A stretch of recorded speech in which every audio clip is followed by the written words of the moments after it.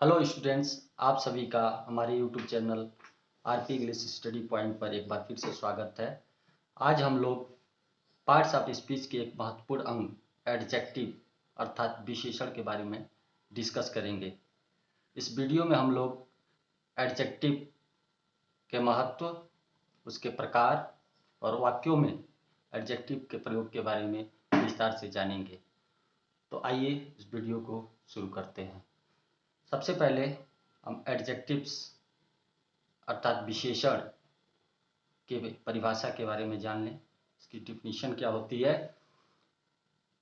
तो एडजेक्टिव की डिफिनीशन है an adjective qualifies a noun और प्रोनाउन, अर्थात संज्ञा या सर्वनाम की विशेषता बताने वाले शब्दों को एडजेक्टिव या विशेषण कहते हैं। अथवा N adjective is a word which adds something to the meaning of a noun or pronoun। विशेषण एक ऐसा शब्द है जो कि संज्ञा और सर्वनाम को विशेष रूप से उसके महत्व को बढ़ा देता है, यानी उसकी विशेषता को बढ़ाने का कार्य करता है। कुछ उदाहरणों के माध्यम से समझने का प्रयास करते हैं। अब आप लोग इस पेपर की ओर देखें कि आई पहला उदाहरण है, I have a red car. दूसरा है ही हैज ब्लैक पेन। तीसरा you are an intelligent doctor. चौथा Ram is a brave boy. और पांचवा उदाहरण है Radha is a beautiful girl. इन वाक्यों में रेड, ब्लैक, इंटेलिजेंट, ब्रेव और ब्यूटीफुल, इन शब्दों पर ध्यान दें। अगर पहले वाक्य में I have a red car की जगह पे अगर मैं कहूं कि आई हैव ए कार, मेरे पास एक कार है, तो उसको स्पेसिफिकली उसकी पहचान जो है थोड़ी सी संदिग्ध लगती है। लेकिन अगर इसको यूं व्यक्त किया जाए कि I have a red car, तो उससे उस कार की विशेषता, उस कार की विशेष पहचान बन जाती है और पता चल जाता है कि मेरे पास एक लाल कार है। ऐसे ही दूसरे वाक्य में ब्लैक पेन है, तीसरे में इंटेलिजेंट शब्द आया है, चौथे वाक्य में ब्रेव शब्द आया है और पांचवें वाक्य में ब्यूटीफुल। तो ये सभी शब्द जो हैं विशेषण हैं, क्योंकि ये नाउन, इन वाक्यों में आए हुए नाउन या प्रोनाउन को क्वालिफाई करने का काम करते हैं, उनकी विशेषता बताने का कार्य करते हैं। Importance of adjective. एडजेक्टिव का महत्व क्या है। आप सोचते होंगे कि एडजेक्टिव्स के बिना क्या काम नहीं चल सकता है। बिल्कुल काम चल सकता है, लेकिन फिर भी हर एक शब्द का अपना एक अलग महत्व होता है। और अगर ये पार्ट्स ऑफ स्पीच का भाग है तो इसे पार्ट्स ऑफ स्पीच में यूं ही शामिल नहीं किया गया है। यह बताता है कि संज्ञा व्यक्ति, वस्तु या स्थान में से क्या है। एडजेक्टिव्स क्या बताता है कि संज्ञा जो होती है, यानी कि noun is the name of person, place, animal और थिंग, ये जो परिभाषा होती है, तो इसमें से क्या चीज है, तो ये स्पेशली बताने का कार्य करता है। और दूसरा ये है कि यह रीडर को कलर, साइज, शेप, मटेरियल के बारे में भी जानकारी देता है। उदाहरण से समझ लें कि संज्ञा व्यक्ति, वस्तु या स्थान में से क्या है। जैसे कहें कि दिल्ली इज अ सिटी, तो दिल्ली क्या है, एक शहर है। शहर का नाम हो गया कि दिल्ली एक शहर है, तो उससे पता चल गया कि शहर है। दूसरा साइज, शेप के बारे में भी ये बताता है, कलर के बारे में बताता है कि I have a black pen, मेरे पास एक काली पेन है। Size, Ram is a tall boy, size के बारे में बताता है, उसके शेप के बारे में बताता है। तो ये इंपॉर्टेंस है किसका, एडजेक्टिव का वाक्य में। अब आगे चलते हैं और बढ़ते हैं काइंड्स ऑफ एडजेक्टिव्स की तरफ। एडजेक्टिव के कितने प्रकार होते हैं, उन प्रकारों को भी हम लोग जानेंगे और पूरे विस्तार में जानेंगे। तो पहला जो होता है काइंड्स ऑफ एडजेक्टिव्स होता है, वो होता है एडजेक्टिव्स ऑफ क्वालिटी, अर्थात गुणवाचक विशेषण। Adjectives of quality show the quality of a person, place और थिंग। अर्थात गुणवाचक विशेषण किसी व्यक्ति, स्थान अथवा वस्तु के गुण का बोध कराता है। जैसा कि आप लोग जानते हैं किसी व्यक्ति के बारे में, तो कोई भी व्यक्ति या तो अच्छा होगा या बुरा होगा या सामान्य होगा। अच्छे के लिए उसकी विशेषता बताने वाले शब्द हैं, जैसे कि वो निडर होगा, ब्रेव होगा, जेंटल होगा, काइंड हार्टेड होगा, और भी कई सारे उसके अच्छे गुण हो सकते हैं। ऐसे अगर बुरा है तो क्रूएल हो सकता है, टीमिड हो सकता है, और भी इसके लक्षण हो सकते हैं जो कि उसके अवगुणों की चर्चा करते हैं। ऐसे ही कोई व्यक्ति अगर सामान्य है तो उसके शेप और साइज के बारे में चर्चा करें। थीन है और फैट है, और इसके बारे में ये भी कह सकते हैं कि ये इस कलर का है, फला फला कलर का है, लंबा है, मोटा है, पतला है। तो इस तरह से इसके पर्सन के गुणों के बारे में चर्चा कर सकते हैं। ऐसे ही प्लेस के बारे में और थिंग्स के बारे में भी जो है उसके गुणों के बारे में चर्चा गुणवाचक विशेषण के तहत किया जाता है। कुछ उदाहरणों के माध्यम से समझते हैं कि Ram is a brave boy. Ram is a brave boy, Ram एक बहादुर लड़का है। यहाँ पे ब्रेव शब्द जो आया है वो इस राम की विशेषता को बताता है, इसलिए ब्रेव एडजेक्टिव है। दूसरा है Banaras is a holy city. Banaras एक पवित्र शहर है। बनारस की विशेषता के बारे में बताया जाता है यहाँ पर होली शब्द के द्वारा, इसलिए होली शब्द जो है वो क्या है, विशेषण का कार्य करता है, एडजेक्टिव है। ऐसे ही तीसरे उदाहरण में देखते हैं कि it is a red pen. यह एक लाल पेन है। तो लाल उस पेन के कलर के बारे में इंगित करता है, इसलिए लाल शब्द जो है ये इसकी विशेषता बताता है और ये विशेषण का कार्य करता है। अब चलते हैं दूसरे पार्ट की तरफ, एडजेक्टिव ऑफ क्वांटिटी, परिमाणवाचक विशेषण। परिमाणवाचक विशेषण, adjectives of quantity show how much of a thing is meant. इस एडजेक्टिव से मात्रा या परिमाण का बोध होता है। और ये क्या होता है, मात्रा या परिमाण का बोध होता है। इसमें इसको हम गिन नहीं सकते हैं, अर्थात ये अनकाउंटेबल होता है। उदाहरणों के द्वारा समझने का प्रयास करेंगे। I have some rice. I have some rice. इस वाक्य में सम शब्द आया है। सम का अर्थ होता है कुछ, और राइस, तो राइस को हम गिन नहीं सकते हैं, अनकाउंटेबल होता है, इसलिए ये सम जो है किस प्रकार का एडजेक्टिव है, एडजेक्टिव्स ऑफ क्वांटिटी है। ऐसे ही हैज नो वेल्थ, उसके पास धन नहीं है, और धन की कोई गिनती नहीं हो सकती है। नो एडजेक्टिव्स ऑफ क्वांटिटी है। ऐसे तीसरे वाक्य में सी हैज मच वाटर। वाटर की भी कोई गिनती नहीं की जा सकती है, इसकी परिमाण या मात्रा को बताया जा सकता है, तो इसलिए मच शब्द जो आया है इसमें वह एडजेक्टिव्स ऑफ क्वांटिटी का कार्य करता है। ऐसे चौथे वाक्य में he lost all his money. All शब्द जो है वो क्वालिफाई करता है, और इस तरह से ऑल जो है ये एडजेक्टिव्स ऑफ क्वांटिटी का काम करता है, क्योंकि मनी की भी कोई गिनती नहीं की जा सकती है। रुपयों की गिनती की जा सकती है क्योंकि रुपया उस मनी को डिनोट करता है, लेकिन मनी अनकाउंटेबल होती है। तो इस वजह से ऑल शब्द जो यहाँ पे आया है वो एडजेक्टिव्स ऑफ क्वांटिटी का कार्य करता है। इसके कीवर्ड्स हैं जो कि जिनको कहेंगे कि बताते हैं कि ये एडजेक्टिव्स ऑफ क्वांटिटी है। तो इसके अंतर्गत क्या क्या आते हैं, सम, मच, लिटिल।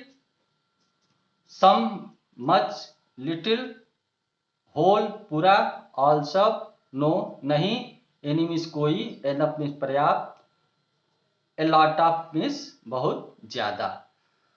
तो ये शब्द जो है एडजेक्टिव्स ऑफ क्वांटिटी है।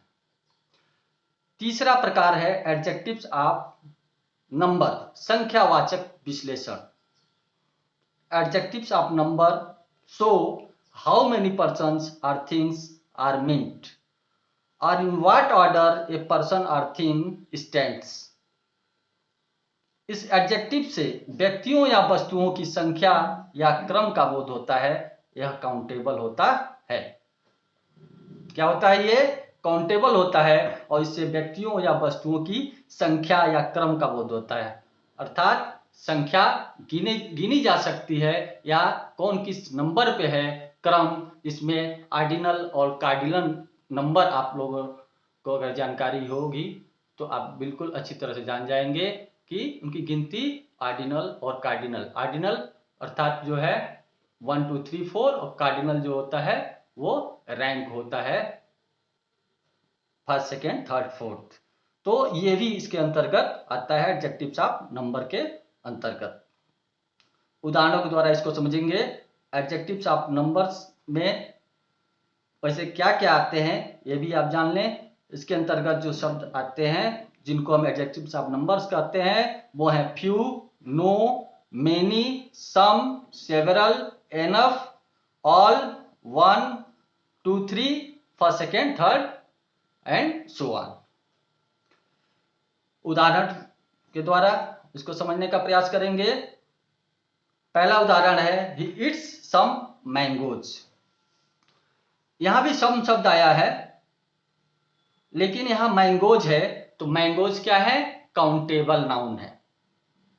तो काउंटेबल नाउन के साथ यहां सम का प्रयोग हुआ है, इस वजह से यह एडजेक्टिव्स ऑफ नंबर कहलाएगा, न कि एडजेक्टिव्स ऑफ क्वांटिटी कहलाएगा। दूसरे उदाहरण में आई हैव नो पेन्स, मेरे पास कोई पेन नहीं है। यहां भी पेन्स, चूंकि यहां पर पेन्स नाउन है और पेन्स की गिनती की जा सकती है, तो इस वजह से नो शब्द जो होगा एडजेक्टिव्स ऑफ नंबर कहलाएगा। तीसरे उदाहरण में have you any chocolate, any और इसके साथ चॉकलेट, यानी चॉकलेट क्या है? नाउन है और इस नाउन को क्वालिफाई करता है और इस चॉकलेट जो है क्या है? काउंटेबल है। इस वजह से एनी जो होगा वो एडजेक्टिव्स ऑफ नंबर कहलाएगा। चौथे उदाहरण में he lost all his cows, he lost all his cows. तो इसमें ऑल शब्द जो आया है वो ऑल क्या है?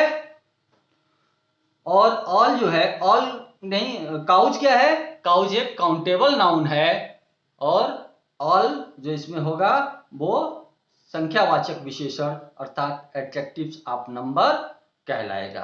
तो इस तरह से हमें उम्मीद है कि आप अभी तक जो कुछ भी मैंने बताया उससे आप लोगों ने भली भांति समझ लिया होगा। आगे बढ़ते हैं और आते हैं इसके चौथे भाग की तरफ। चौथा इसका पार्ट क्या होता है? एडजेक्टिव का चौथा पार्ट होता है डिमॉन्स्ट्रेटिव एडजेक्टिव्स अर्थात संकेतवाचक विशेषण। The adjective used to point out some person or thing is called demonstrative adjective। अर्थात जिस एडजेक्टिव का प्रयोग व्यक्तियों या वस्तुओं को सूचित, इंगित या निर्देशित करने के लिए किया जाता है उसे डिमॉन्स्ट्रेटिव एडजेक्टिव अर्थात संकेतवाचक विशेषण कहते हैं। क्लियर है? उदाहरणों के द्वारा इसको हम समझेंगे। This man is a teacher, this man is a teacher. तो यहां पर दिस और दिस के साथ क्या है? मैन। दूसरे वाक्य में this cow is black, this cow. तीसरे में है दोज डॉग्स और चौथे में आई लव सच फ्लावर्स। तो पहले वाक्य में दिस मैन इज टीचर, यह आदमी क्या है? एक अध्यापक है। तो यहां पर दिस जो शब्द है वो क्या करता है? डिमॉन्स्ट्रेट करता है, यानी सूचना देता है, इंगित करता है कि यह आदमी, इशारे से बताया जाता है कि यह आदमी यानी कि जो नजदीक में बैठा हुआ आदमी है वो क्या है? एक शिक्षक है। दूसरा दिस काउ इज ब्लैक, यह गाय काली है, यह गाय काली है। अर्थात जो पास में जो गाय है वो क्या है, काले रंग की है। तीसरा है दोज डॉग्स आर माइन, और दोज क्या होता है, दोज यानी कि दूर, प्लूरल में दूर की वस्तुओं के लिए इसका इस्तेमाल होता है। तो दोज डॉग्स आर माइन, वे कुत्ते मेरे हैं। इशारे से, इशारा करके इंगित करके बताया जा रहा है कि जो कुत्ते हैं वो मेरे हैं। और चौथा वाक्य है कि आई लव सच फ्लावर्स, मैं इन फूलों को प्रेम करता हूं। तो इसमें क्या है, निर्देशन की बात आ रही है। और इस तरह से चारों उदाहरण जो हैं वो डिमॉन्स्ट्रेटिव एडजेक्टिव्स के हैं। चलते हैं पांचवें भाग की तरफ। पांचवा भाग है इसका पजेसिव एडजेक्टिव्स, अर्थात संबंधवाचक विशेषण। पजेसिव एडजेक्टिव्स शो पजेशन और रिलेशन। इसकी परिभाषा से स्पष्ट है कि पजेसिव एडजेक्टिव क्या करता है, इससे अधिकार या संबंध का भाव व्यक्त होता है। अधिकार या संबंध का भाव व्यक्त होता है। और इसके अंतर्गत कौन कौन शब्द आते हैं, इसके अंतर्गत आते हैं माई, मेरा, आवर, हमारा, योर यानी तुम्हारा या आपका, हिज उसका, हर उसकी, इट्स येयर, देयर मीन्स उनका, आर पजेसिव एडजेक्टिव्स। तो ये जितने शब्द हैं, ये 1 2 3 4 5 6 7, ये 7 जो शब्द हैं, ये कीवर्ड्स हैं, ये पजेसिव एडजेक्टिव्स के उदाहरण हैं। वाक्यों में इनके प्रयोग से हम देखते हैं और इसको और क्लियर करते हैं उदाहरण के द्वारा। पहला उदाहरण है दिस इज माई काऊ, यह मेरी गाय है, अर्थात इस काऊ पर किसका अधिकार है, मेरा अधिकार है। पोजीशन दिखाया जा रहा है, पोजीशन दिखाने की वजह से ये क्या है, दिस यहाँ पर ये पजेसिव एडजेक्टिव्स का कार्य करता है।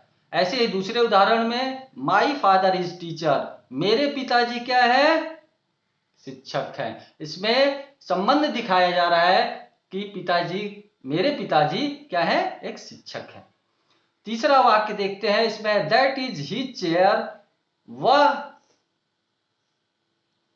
कुर्सी जो है किसकी है, उसकी है। तो इसमें भी अधिकार दिखाया जा रहा है कुर्सी पर, और दिखाया जा रहा है कि यह कुर्सी उसकी है। तो इस तरह से पजेसिव एडजेक्टिव्स में अधिकार या संबंध का भाव व्यक्त होता है। तो इस तरह के वाक्य जो होते हैं वो इस तरह के वाक्यों के द्वारा आप समझ सकते हैं कि इन वाक्यों में कौन सा एडजेक्टिव्स प्रयोग हुआ है। छठवां है डिस्ट्रीब्यूटिव एडजेक्टिव्स, अर्थात व्यष्टिवाचक विशेषण। तो इसके अंतर्गत कौन कौन से शब्द आते हैं जिससे आप जान जाएंगे कि ये व्यष्टिवाचक विशेषण अर्थात डिस्ट्रीब्यूटिव एडजेक्टिव है। तो इसमें मुख्य रूप से 4 शब्द आते हैं, ईच, एवरी, आइदर और neither. Each, every, either and neither are called distributive adjectives when they are followed by a noun. अर्थात जब ईच, एवरी, आइदर और नाइदर के ठीक बाद कोई नाउन आए तो उसे क्या कहेंगे, डिस्ट्रीब्यूटिव एडजेक्टिव्स कहेंगे।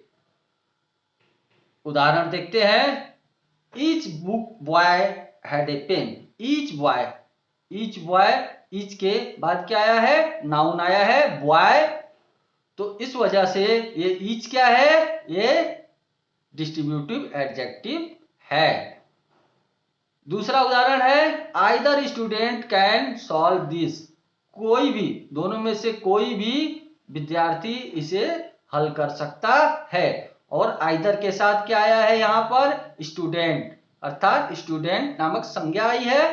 तो इस वजह से ये आइदर शब्द डिस्ट्रीब्यूटिव एडजेक्टिव्स का उदाहरण है। तीसरे वाक्य में देखते हैं कि neither can go there. Neither means दोनों में से कोई नहीं, कैन गो देयर वहां नहीं जा सकता, दोनों में से कोई वहां नहीं जा सकता है।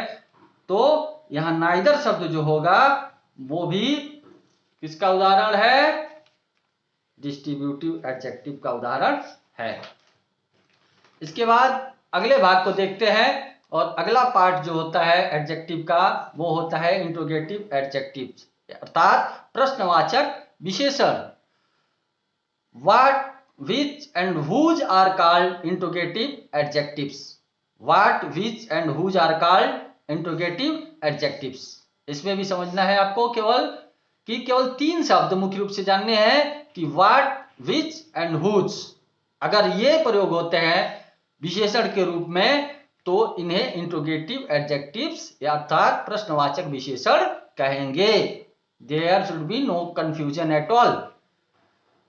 ये एडजेक्टिव्स किसी संज्ञा के साथ प्रयुक्त होकर प्रश्न पूछने के काम आते हैं, यानी किसी संज्ञा के साथ प्रयुक्त होकर प्रश्न पूछने के काम आते हैं।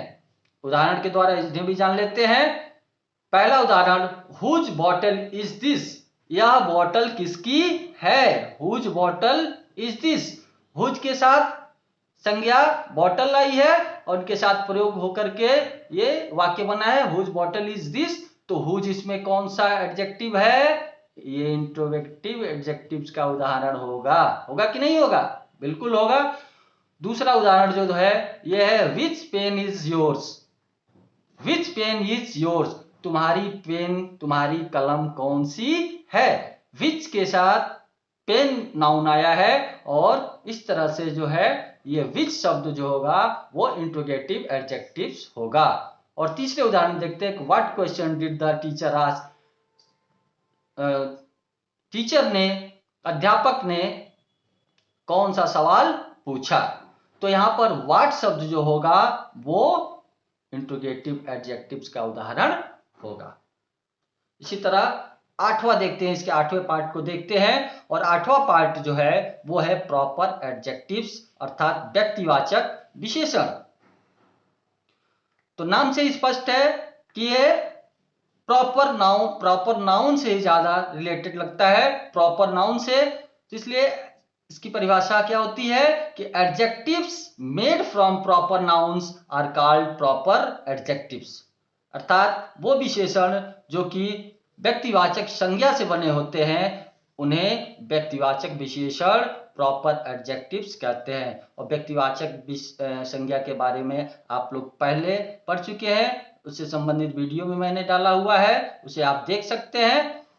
व्यक्तिवाचक संज्ञा क्या होती है, किसी भी व्यक्ति, वस्तु, स्थान, जानवर के नाम को कहते हैं, विशेष नाम को कहते हैं व्यक्तिवाचक संज्ञा। अर्थात राम, मोहन, सोहन, सीता, गीता, रीता, दिल्ली और किसी भी वस्तु के नाम को कह सकते हैं। इनके उदाहरण देखते हैं। पहला उदाहरण है he is an Indian farmer, he is an Indian farmer, वह एक भारतीय किसान है, वह एक भारतीय किसान है। तो यहां पर किसकी चर्चा हो रही है, भारतीय की, तो किसान के साथ भारतीय जुड़ गया अर्थात ये प्रॉपर नाउन बन गया और प्रॉपर नाउन को क्वालिफाई करता है, इसलिए इसको क्या बोलेंगे, प्रॉपर एडजेक्टिव बोलेंगे। ऐसे ही दूसरे उदाहरण को देखते हैं, you are an American citizen, तुम एक अमेरिकन नागरिक हो, और सिटीजन के साथ अमेरिकन जुड़ा हुआ है, इसलिए ये अमेरिकन सिटीजन होने की वजह से ये जो होगा ये प्रॉपर एडजेक्टिव का उदाहरण होगा। तीसरा उदाहरण है इंडियन बॉयज आर ब्रेव, भारतीय लड़के क्या होते हैं, बहादुर होते हैं, भारतीय लड़के बहादुर होते हैं। यहां भी जो है प्रॉपर एडजेक्टिव्स का उदाहरण देखने को मिलता है। ऐसे ही चौथा, Delhi is a big city, Delhi एक बड़ा शहर है, दिल्ली क्या है, एक बड़ा शहर है। और यहां भी क्या हम देखते हैं, दिल्ली नाम देखते हैं और इस तरह से ये प्रॉपर नाउन है दिल्ली, तो इस वजह से ये उदाहरण जो होगा प्रॉपर एडजेक्टिव्स का होगा। अब चलते हैं 9वें पॉइंट की तरफ, और 9वां जो पॉइंट है, 9वां पार्ट है एडजेक्टिव का, वो है एम्फेसाइजिंग एडजेक्टिव्स अर्थात बलदायक विशेषण। ओन, वेरी सेम ऐसे एडजेक्टिव्स हैं जो किसी नाउन के पहले प्रयुक्त होकर उस नाउन पर बल देते हैं। उदाहरण देख लेते हैं, माइंड योर ओन बिजनेस, पहला उदाहरण है माइंड योर ओन बिजनेस, तो इसमें कौन सा शब्द आया है? ओन। अपने काम पर ध्यान दो, माइंड योर ओन बिजनेस। इसमें बल दिया गया है कि अपने काम पर ध्यान दो। बल दे करके इस वाक्य को बोला जा रहा है कि अपने काम पर ध्यान दो। तो इसी वजह से ओन जो होगा वो बलदायक विशेषण अर्थात एम्फेसाइजिंग एडजेक्टिव कहलाएगा। दूसरा वाक्य है this is the very book I wanted. यह वही किताब है जिसे मैं चाहता था।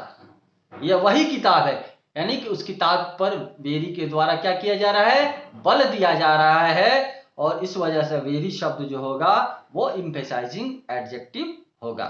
तीसरा वाक्य है this is the same book I wanted. यह वही किताब है जिसे मैं चाहता था। सेम। चौथा उदाहरण है I saw him with my own eyes. मैंने उसे अपनी आंखों से देखा। यहां भी जोर डाल के कहा जा रहा है कि किसी और की देखी हुई बात मैं नहीं कर रहा हूं। उसको किससे देखा? मैंने खुद देखा। उसे मैंने खुद अपनी आंखों से देखा। अर्थात यहां भी एम्फेसाइज किया जा रहा है, यहां भी जोर डालकर बल दे करके उस वाक्य को बोला जा रहा है कि मैंने उसे खुद अपनी आंखों से देखा। इसलिए ये जो है होगा यहां पर ये एम्फेसाइजिंग एडजेक्टिव्स का उदाहरण होगा, ओन आइज। पांचवा वाक्य है माइंड योर ओन लैंग्वेज। अपनी भाषा पर ध्यान दो। अपनी भाषा पर ध्यान दो। तो यहां पर क्या कहा जा रहा है? किसी व्यक्ति के ऊपर जोर डाल करके उसकी भाषा को बदलवाने के लिए उसकी भाषा अगर किसी को बुरी लगी हो तो उसके भाषा पर या जिस भी प्रकार का उसको फील हुआ हो तो भाषा पर थोड़ा सा वो अपना विचार व्यक्त कर रहा है कि अपनी भाषा पर ध्यान दो। 10वां पार्ट है एक्सक्लेमेटरी एडजेक्टिव अर्थात विस्मयादिबोधक विशेषण। इसमें वाट का प्रयोग एक्सक्लेमेटरी एडजेक्टिव के रूप में होता है। इसमें किसी भी प्रकार की कोई कंफ्यूजन नहीं होनी चाहिए। इसमें सिर्फ और सिर्फ वाट ही शब्द आता है जो कि एडजेक्टिव ऑफ एक्सक्लेमेशन यानी एक्सक्लेमेटरी एडजेक्टिव विस्मयादिबोधक विशेषण का कार्य करता है। और उदाहरणों के द्वारा इसे भी समझेंगे कि व्हाट एन आइडिया। और ध्यान देंगे कि वाक्यों के बाद इसमें जो होता है मार्क ऑफ एक्सक्लेमेशन प्रयोग होता है। वाक्य के अंत में इस पर विशेष ध्यान देंगे। व्हाट एन आइडिया, कैसा विचार है, कितना अच्छा विचार है। दूसरा व्हाट ए ब्लेसिंग, कैसा आशीर्वाद है, कैसा वरदान है। तीसरा व्हाट ए मैनेजमेंट, और इससे भी देख करके व्हाट ए मैनेजमेंट, कितनी अच्छी व्यवस्था है। चौथा वाक्य what a piece of work is man, आदमी जो है वो कितना अच्छा, कितनी अच्छी रचना है, कितनी अच्छी रचना है इंसान जो है। और पांचवा वाक्य है what a beautiful rose it is, कितना सुंदर यह एक गुलाब का फूल है, कितना सुंदर गुलाब का फूल है। तो इन सारे वाक्यों में, इन सभी वाक्यों में व्हाट शब्द जो है वो एक्सक्लेमेटरी एडजेक्टिव के तौर पे प्रयोग हुए हैं और इनको क्या बोलेंगे? Exclamatory adjectives. तो इस तरह से हमारा एडजेक्टिव्स का पोर्शन समाप्त होता है। अंत में आपसे अपील करूंगा कि आप लोगों को मेरी वीडियो अच्छी लगी हो तो हमारे वीडियो को लाइक करें, हमारे चैनल को सब्सक्राइब करें और शेयर करें और हमारे मनोबल को बढ़ाएं ताकि हम और अच्छे से अच्छा वीडियो हमेशा बना करके और आपके सामने रखें। वीडियो देखने के लिए बहुत बहुत धन्यवाद।